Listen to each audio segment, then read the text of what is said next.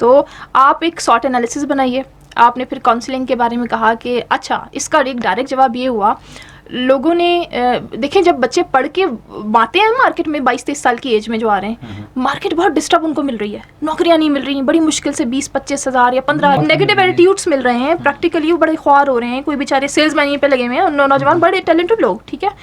तो उसमें ठीक है, आप वक्ती तौर पर आपने अपना घर खर्चा पानी चलाना है, वो आप करो, लेकिन वो अपना टैलेंट नहीं भूलना कभी भी, अपनी ज़रूरियात के पीछे टैलेंट नहीं भूलना, वो आपको स्ट्रेंथ देगा, वो आपको एनर्जी देगा, वो लाइट देगा, ठीक है।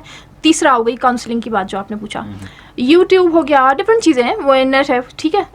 इतना लर्निंग के लिए मौजूद है कि वो उस चीज़ का टाइप करो, जी मैंने गिटार सीखना है, टाइप करो, वो आपको सिखा देगा। इवन हिफ्स करना हो ना, तो हिफ्स की मौजूद है कि भाई कैसे मैं हिफ्स करूँगा। आमना ने बड़ी अच्छी बात की कि हम लोग पाकिस्तान के लिए कुछ कर सकें। देखें, मैं अक्सर अपनी ट्रेनिंग्स में एक बात कहती हूँ और बड़ी तल्ख और स्ट्रेट बात है, अल्लाह ने हमें कॉकरोच नहीं बनाया, ठीक है। कॉकरोच क्या, पैदा होना, खाना पीना, बच्चे पैदा करना, मर जाना, ठीक है, और गंद में रहना। अब गंद को सोच लीजिएगा, फिजिकली कोयटा की क्या हालत है और मेंटली क्या हालत है, ये भी देख लेना। गंद तो है, तो हम रह रहे हैं।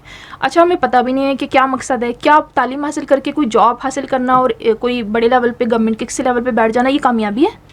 क्या ये डेफिनेशन है? यूथ सोच रही है कि ये कामयाबी है। CSS करना, उसको अटेम्प्ट करना एक टारगेट हो सकता है, लेकिन ये याद रखिएगा, कामयाबी की डेफिनेशन आसिम आप कौन सी मानेंगे, जो अल्लाह बताएगा या दुनिया बताएंगे? बिल गेट बता रहे हैं, एक रोनाल्डो हो गए और डिफरेंट बड़े बड़े नाम है, ठीक है, ये लोग बता रहे हैं कामयाबी की डेफिनेशन, एक अल्लाह बता रहे हैं, किसकी मानोगे? अल्लाह की बात ज़्यादा ऑथेंटिक होगी अल्लाह की। अल्लाह की कामयाबी की डेफिनेशन ये है कि जो आग से बच गया वो कामयाब हो गया। अब आग से आप देखें, वो बोला तायरे लाउती उस रिश्ते में बहुत अच्छी, जगह जगह पे आपको कॉम्प्रोमाइज़ करने के लिए सामने शैतान बोलेगा, हेलो हाउ यू, कैसे हो, कैसे हैं आप, व्हाट्सअप, शैतान आपको बोलेगा व्हाट्सअप, ठीक है, ठीक है। तो फेसबुक पे टाइम यू वेस्ट करें, बेशक करें, यूट्यूब पे करें, लेकिन अपने इंटरेस्ट को लेके उसमें लर्निंग, ठीक है, उस वो करें। अच्छा, अगर भरोसा है तुमको अपने बाजू पर, अगर भरोसा है तुमको अपने बाजू पर, तो मेरे सामने मायूसियों की बात न कर, हमारे सामने ठहरेगी क्या शब तारीख, कि हम तो शम्स हैं, तारीकियों की बात न कर। न अपने अंदर अपने अंदर से अपने आप को ढूंढे, ठीक है, और फिर बाहर रोशनी रोशनी होगी, अंधेरा भी होगा तो फ़र्क नहीं पड़ेगा। जब अंदर का मौसम अच्छा होता है तो बाहर का भी मौसम अच्छा लगने लगता है, चाहे वो बारिश ही हो रही हो, ओले पड़ रहे हो, ठीक है।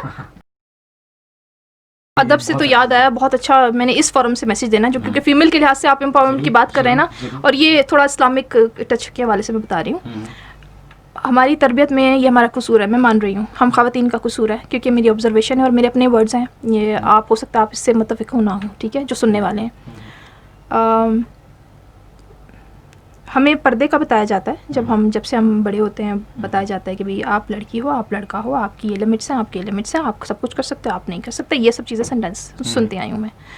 तो वहाँ पर ये नहीं बताया जाता कि मर्द को इजाज़त ही नहीं है कि औरत को नज़र उठा के भी देखे। और कुरान पाक की सूरह बकरा में जो पर्दे की आयत है, उसमें सबसे पहले औरत को तो बाद में बोला है कि इस तरह करो, इस तरह करो, पहले बोला है कि मोमिनो अपनी निगाहों को नीचा रखो। यानी कि जितने भी लोग सुन रहे हैं, चाहे वो बड़े लेवल के ब्यूरोक्रेट्स हैं, ठीक है, चाहे वो टीचर्स हैं, चाहे वो स्टूडेंट्स हैं, चाहे वो कोई दुकानदार हैं, ठीक है, कोई भी हैं, रोड पे चलते हुए कोई ड्राइविंग कर रहे हैं, कोई whatever whosoever you are, नज़र नीचे तिरछी रखें और बात करें।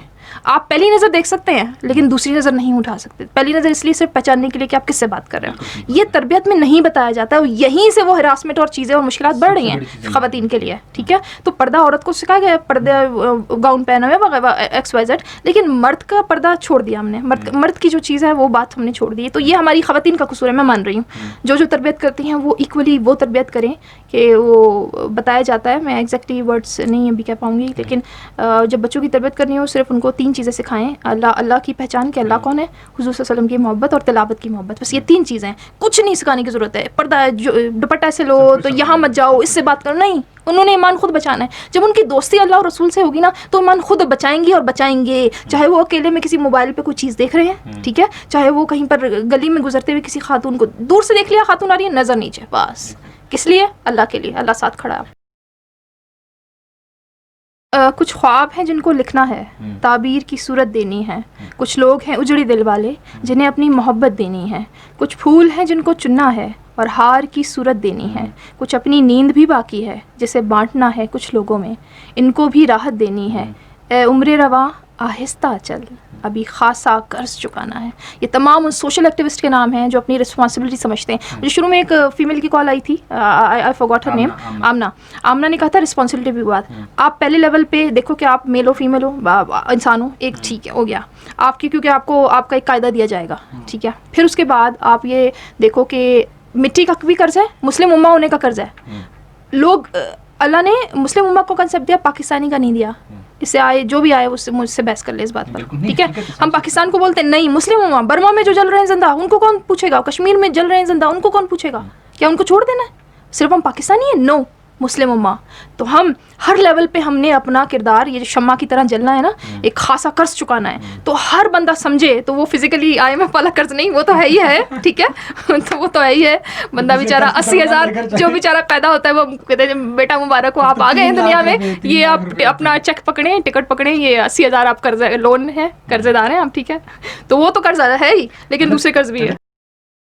सबसे पहली बात, आप किसी को भी मत देखो दुनिया में, क्योंकि आपका एक डायरेक्ट सिर्फ एक वाहिद रिश्ता है अल्लाह का और बंदे का।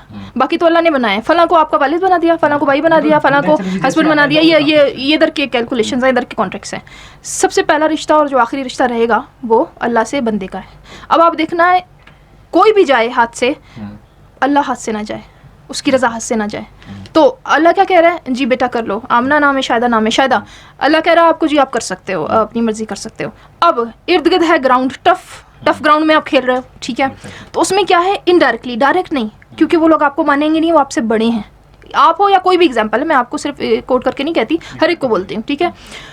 आप किसी टफ एक माहौल में हो, कोई एक ग्राउंड है आपकी आसपास, लाइफ टफ है फीमेल्स की, तो पता है कि अल्लाह ताला ने दिया हुआ है कि राय और एक नज़र देखना भी, ये भी है कि वो देखेंगे कि वो चल सकते हैं या नहीं, या बात भी कर सकते हैं वो सामने बैठ के या साथ रूम में बैठ के, इतना तक है हो सकता है। ये मेरी अपनी राय है, इसमें आगे पीछे कुछ हो सकता है, बट एक नज़र का I know that, I am confirm for that. और रज़ा का भी, अगर वो इमोशनली उनको ख़वातीन को ऐसे कर दिया जाता है कि वो हाँ कर देती हैं, मैं आपको सही बता रही हूँ, और वो हाँ कर देती हैं, और फिर वो बस कोई सोचता नहीं है ख़वातीन की ज़िंदगी को। तो अल्लाह ताला ने जब आपको दे दिया ना टिकट, ग्रीन सिग्नल दे दिया अल्लाह ने कि तो आपकी अगर रज़ा नहीं है, दिल नहीं मानता, तो आपको अलाउ है। हाँ, वो आपको मेंटल टॉर्चर करेंगे आसपास के लोग, फिर आपने उसके लिए खड़े होना है, फिर अल्लाह से मदद मांगनी है, ठीक है। वो एक 20वें सिपारे में है, एक आयत है, अम्मन युजीबुल मुस्तर्रा इज़ा हुआ यक्शिफुस्सुआ। वो ये है कि कौन है जो किसी बेकरार की दुआ या करार की आवाज़ सुनता है जब वो बेकरार हो। ये सबसे आजिज़ दुआ है पूरे कुरान पाक की। तो ये है पूरा एक ग्राउंड, एक इम्तिहान है। इम्तिहान में कभी आपने इम्तिहान दिए होंगे कॉलेज में, FCC वगैरह के, ठीक है। क्या आपको आपकी मर्जी से छोड़ा जाता है? नहीं जी सर, मैं तो यहाँ बैठ के करूँगा, नहीं मैं तो यहाँ पर बैठ के लिखूंगा, नहीं सर मैं तो ये बुक देखूंगा, नहीं सर मैं मोबाइल सुनते हुए सॉन्ग सुनते हुए करूँगा एग्जाम। नहीं, तो आप दुनिया में जहाँ पैदा हुए हो, जिस फैमिली में पैदा हुए हो, आपको अमेरिका में पैदा कर दिया, ठीक है, आपको किसी मुस्लिम घराने में वगैरह वगैरह, हम अपने आप को लिमिटेड रखते हैं। तो जहाँ आपको पैदा किया गया, जो आपको स्पेन दिया, आपने उन हालात से लड़ना है, लेकिन अल्लाह को सामने रखना है, उसको प्रेफरेंस देनी है हर बात में कि या अल्लाह तू क्या कह रहा है, या अल्लाह ये काम कर लूँ, क्या कहता है, यस और नो, आंख मार के कहें अल्लाह को यस और नो, या अल्लाह को यही चीज़ अच्छी लगती है।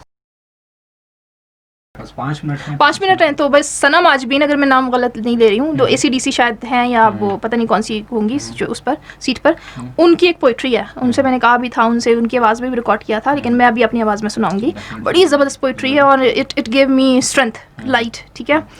झुकोगे कब तलक तुम इन्हीं हालात के आगे, झुकोगे कब तलक तुम इन्हीं हालात के आगे, इन्हीं पुरपीच रस्तों पर निशान ढूंढोगे मंजिल के। बहुत जालिम ज़माना है, तुम्हें आगे ही जाना है कि अपनी जीस्त की खातिर, हाँ अपनी जीत की खातिर। उठो बांधो कमर तुम, बनाओ अपना रास्ता, हटाओ सारे पत्थर कि संगो खीश्त हो या किसी तूफ़ान का डर।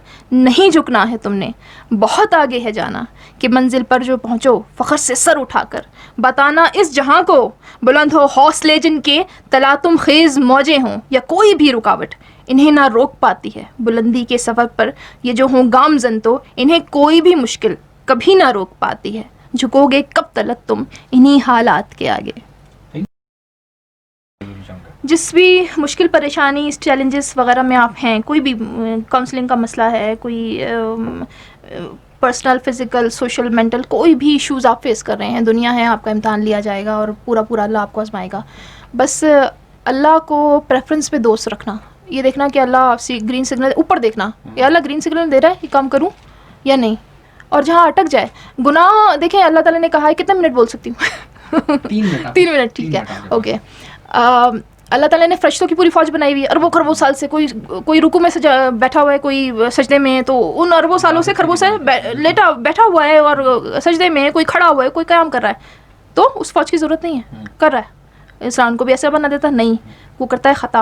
वो एक दिन बात सुनी थी कि अगर ये दुनिया में, शायद मौलाना दर्जे मिल की है, कि अगर ये गुनाह करना छोड़ देंगे, मैं मोटिवेट नहीं कर रही हूँ गुनाह के लिए, लेकिन बता रही हूँ कि गलती हो सकती है, गलती हो जाए तो उससे सीखो और आगे बढ़ो, ठीक है। क्यों? क्योंकि उस अल्लाह को बोलोगे अल्लाह सॉरी नहीं तू जानता है, बस हो गया, मैं कमज़ोर था, रब्बे इन्नी मग़लूबुन फंतसिर जो बोलते हैं, अल्लाह मैं आजिज़ हूँ, मेरी मदद फरमा।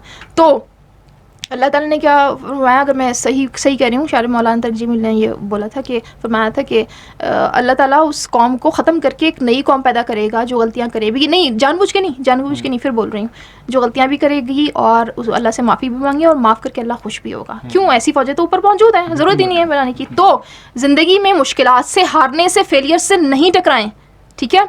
उसको चैलेंज करके अपने दरवाजे पे, कमरे में चिट लगा दें, लिख दें फेलियर हो जी, मैं फेल हो जाऊंगा, सामने लिख दें मैं फेल हो सकता हूँ, ये चैलेंजेस हैं, ठीक है। अब बोलें, सोचें कि मुझे इससे आगे जाना है, ये फेलियर मेरे जज्बे से बड़ा नहीं है, ठीक है, ओके।